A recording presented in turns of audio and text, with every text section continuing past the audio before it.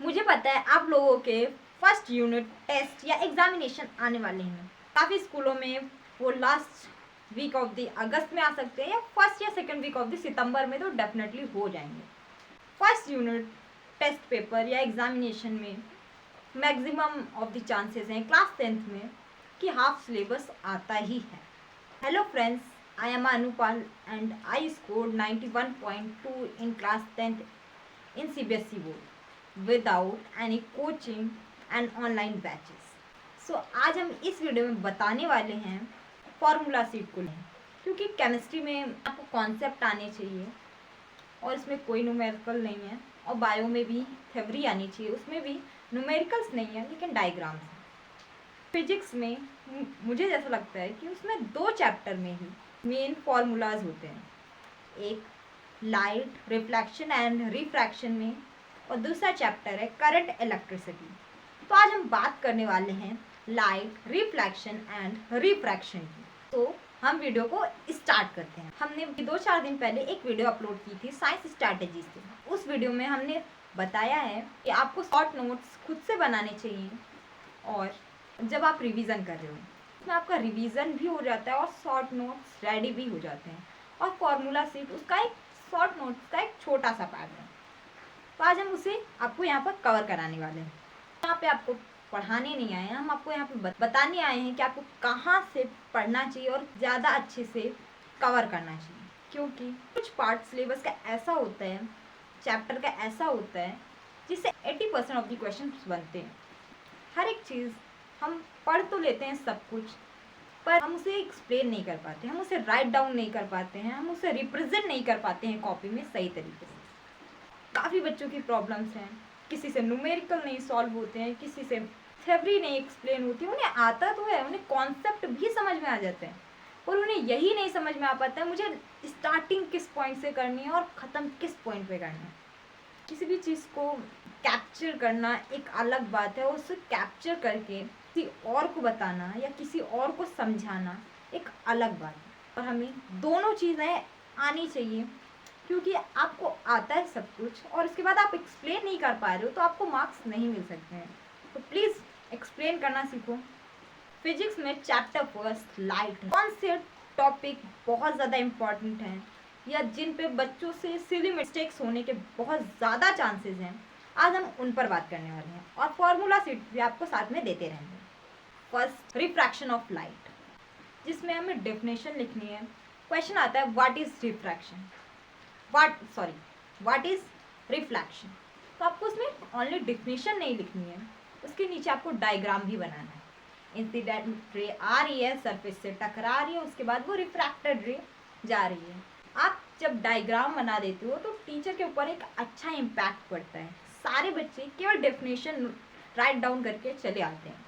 इससे आपके marks increase होने के चांसेस बढ़ सकते हैं, क्योंकि हमें एक टीचर एक दिन में लगभग 20 से 25 कॉपी चेक करते हैं, और हमें 25 बच्चों से 20-25 बच्चों में की कॉपी से सबसे अलग अपनी कॉपी रखनी है। कुछ अलग नहीं लिखना है, बस उस मटेरियल को एक डिफरेंट वे में लिखना है, जिससे कि वो 25 बच्चों में से सबसे अलग आपका कंटेंट लगे और सबसे अप्रिशिएट लगे। ये सबसे ज़्यादा इम्पॉर्टेंट पॉइंट होता है, टीचर आपसे इम्प्रेस हो जाए।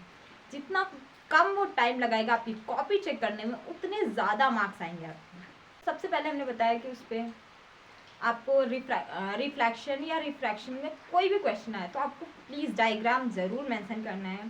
स्फेरिकल मिरर, इसमें कॉनकेव एक मेजर पार्ट है और कॉन्वेक्स एक माइनर सा पार्ट है। साइन कन्वेंशन सबसे ज़्यादा इम्पॉर्टेंट है कि फोकल लेंथ कॉनकेव की निगेटिव होगी, कॉन्वेक्स की पॉजिटिव होगी, और यू की वैल्यू हमेशा निगेटिव होगी। ये जानना बहुत ज़्यादा इंपॉर्टेंट, अदरवाइज आपसे न्यूमेरिकल थोड़े से मुश्किल हो सकते हैं। क्लास 10th में हम भी बहुत ज़्यादा कंफ्यूज हो जाते थे कि कॉनकेव की फोकल लेंथ क्या होगी, कॉन्वेक्स की क्या होगी।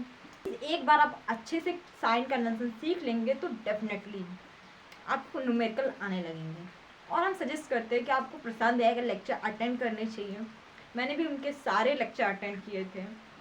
न्यूमेरिकल के लिए आप आसू सर की क्लास अटेंड कर सकते हैं। एग्ज़ाम पॉइंट ऑफ व्यू से काफ़ी अच्छे न्यूमेरिकल्स कराए हैं और मुझे काफ़ी हेल्प मिली थी उससे। अभी मेरा फिजिक्स काफ़ी स्ट्रॉन्ग हुआ था।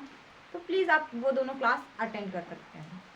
और इसमें कॉनकेव में पहले आपको स्टैंडर्ड लास्ट सीखने हैं और उसके बाद आप केसेस पे जाना। 6 केस ऑफ कॉनकेव मिरर के बहुत ज़्यादा इंपॉर्टेंट, इन पे बहुत ज़्यादा क्वेश्चन बनते हैं। कॉन्वेक्स पे बहुत कम बनते हैं। यूज़ ऑफ कॉन्वेक्स काफ़ी ज़्यादा पूछा जाता है। गाड़ी में हमेशा साइड मिरर कॉन्वेक्स क्यों यूज़ किया जाता है, ये काफ़ी बार क्वेश्चन आ चुका है। प्लीज़ यूजेस भी पढ़ लेना, प्लेन मिरर के भी यूजेस पढ़ लेना, इमेज फॉर्मेशन कैसा होता है उसमें। एक मिरर फॉर्मूला है 1/f equal to 1/v plus 1/u। आप लोगों ने पढ़ा होगा, इसे अप्लाई करना काफ़ी ज़्यादा इजी है, बट इसमें पहले f विद साइन हमें पता होना चाहिए। u की वैल्यू क्या होगी, v की वैल्यू क्या होगी, फिर हम पुट करके वैल्यू तो सॉल्व कर ही लेंगे। क्वेश्चन कोई भी न्यूमेरिकल आप सॉल्व कर रहे हो स्टार्टिंग में, पहले आप गिवन लिखा करें, फिर उसके बाद आप उसमें फॉर्मूला डालें, उसे सॉल्व करें। आपका आंसर आने के और आंसर को सही होने के काफ़ी ज़्यादा चांसेस हैं। रिफ्रैक्शन में रिफ्रैक्शन, लॉज ऑफ रिफ्रैक्शन और स्नेल्स लॉ पे काफ़ी ज़्यादा क्वेश्चन बनते हैं। n1 sine i equal to n2 sine r, ये बहुत ज़्यादा इस पर डायरेक्ट क्वेश्चन आते हैं। 2-3 नंबर के जो क्वेश्चंस रहते हैं उस बोर्ड्स में डायरेक्ट पूछ लिए जाते हैं। और बच्चों को सबसे ज़्यादा कंफ्यूजन इसी में होता है कि type of refractive index, absolute refractive index and relative refractive index. Rare से डेंसर में लाइट जा रही तो अवे जाएगी या टूवर्ड्स जाएगी। प्लीज़ सीख लेना, लाइट रेयर से डेंसर में जा रही है तो टूवर्ड्स रहती है नॉर्मल के, और जब डेंसर से रेयरर में आती है तो अवे रहती है नॉर्मल से। ये बहुत बार क्वेश्चन पूछा जाता है और इसमें काफ़ी ज़्यादा कंफ्यूजन होता है।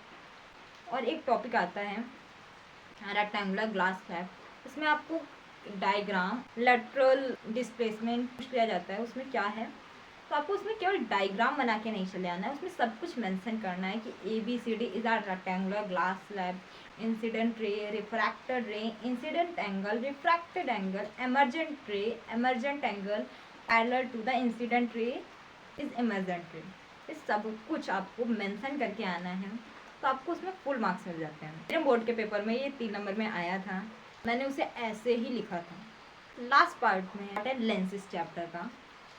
लेंस आपको एक बार मिरर अच्छे से आ गया, उसके 6 केस आ गए, तो इसमें अपोजिट हो जाता है। इसमें कॉन्केव मिरर था, इसमें कॉन्वेक्स लेंस सेम आ जाता है, और इसमें कॉन्वेक्स मिरर था तो इसमें कॉन्केव लेंस है, बिल्कुल सेम है। इन दोनों का साइन कन्वेंशन बहुत ज़्यादा इंपॉर्टेंट था। और इसमें एक लास्ट शायद टॉपिक है पावर का। पावर का एक फॉर्मूला होता है P equal to 1/f in metre. Centimetre में है तो ऊपर आपको 100 से मल्टीप्लाई करना पड़ेगा। Relation between focal length and radius of curvature, काफ़ी बार क्वेश्चंस में हमें v की वैल्यू निकालने के लिए दे देते हैं और u की वैल्यू दे देते हैं, बट हमारे पास f नहीं होता, वहाँ पे r दे देते हैं, और काफ़ी बच्चे f को ही r मान के क्वेश्चन सॉल्व कर देते हैं। ये सिली मिस्टेक मत करना, मुझसे आज भी हो जाती हैं ये वाली सिली मिस्टेक्स, तो प्लीज़ आप इन पे फोकस करना। आपने पढ़ा ही होगा f इक्वल टू r/2, ये फॉर्मूला है। लेंस के थोड़े से माइनस और प्लस में फॉर्मूले बहुत ज़्यादा कंफ्यूजन होते हैं। Mirror formula 1/f equal to 1/v plus 1/u है, और lens formula 1/f equal to 1/v minus 1/u है। यहाँ पर मैग्नीफिकेशन का फॉर्मूला -v/u है मिरर पे, और यहाँ पर लेंस में m इक्वल टू v/u है, और यहाँ पर पावर का formula -1/f in metre mirror का होता है, और लेंस में होता है 1/f, यहाँ पर माइनस नहीं होता है। ये काफ़ी ज़्यादा कन्फ्यूज़न होता है इस पार्ट में, मुझे भी था बहुत ज़्यादा कन्फ्यूज़न, पर धीरे धीरे आप जब क्वेश्चन सॉल्व करोगे, न्यूमेरिकल सॉल्व करोगे, तो आपको आने लगेगा।